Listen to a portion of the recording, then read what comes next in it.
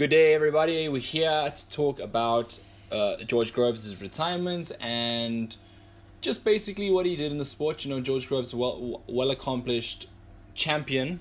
He former world champion. Obviously, recently lost out to Callum Smith, which took his world title away from him.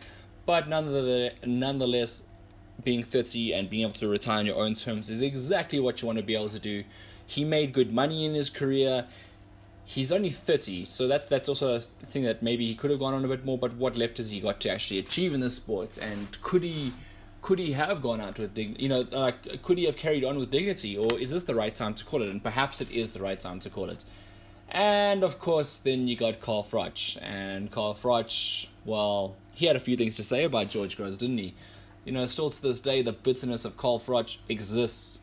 And of course, he didn't give the Saint, who's George Groves, a great send-off at all.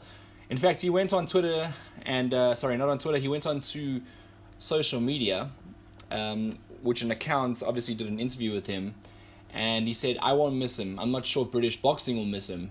These days, at least, there was nothing left for him out there. He lost to Callum Smith, who's now one of the top super middleweights in the world, and it wasn't even close or controversial.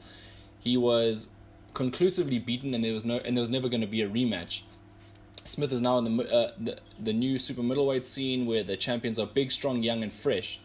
I can't see there being anything out there for Groves to bother with. Yes, he could wait around and wait for the winner of James DeGale and Eubank, but what's the point?" Now, that's bitter, man.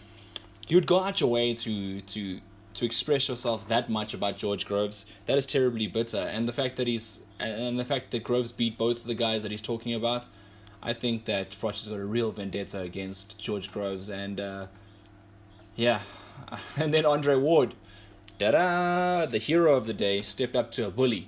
Andre Ward came out and quoted a tweet, and then obviously on Twitter you quote the tweet and then you type into the text. He's like, "This dude is the biggest hater. You're over 40, bro. Let it go. The arrogance is off the charts." And then obviously with Froch being so sour, he obviously made a comeback. He's like, "Can you remind me why you retired again?" And you know, that was just Ward kind of came back and just stuck up for Groves, you know. And in turn, you know, Ward in a classy way was like, said to George Groves, "I wish you a healthy and happy retirement. You were a solid world champion, and you did yourself and your family very proud. Take care, champ." You know, taking the high road, taking the road where it's like appreciating someone that did great in the sports.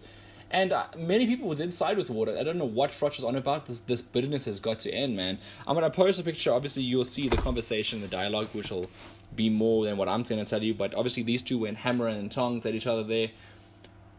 Froch really attention-seeking like ever. Okay, like you can imagine, and it didn't look good on him. Jealousy doesn't look good, you know. Just because you can't box anymore, now you got to like pick a. These are the things with punt. Even Lewis the other day when he came at Hearns, you know, it's the same thing.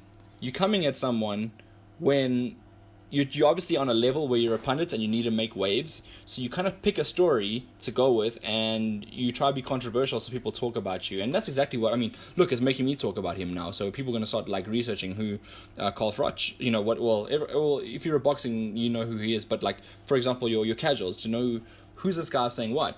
You know, and that's what he wants. He wants eyeballs, and he wants to get audience retention. So, yeah. Not happy with the comments, but you know what? At the end of the day, who knows, it might negatively impact him. I actually liked Froch over Ward, but actually now, after seeing this, I'm definitely siding with Andre Ward, you know. Like, I think Ward speaks a lot of sense, got a lot of respect, and you know what? He retired on his own terms, and so did Groves, you know, so let it be, man. Let it be. Thank you very much for listening, guys. I hope you enjoy everything I'm saying and what I'm talking about. And keep up to date with all we're trying to do more and more of this. Okay, cheers.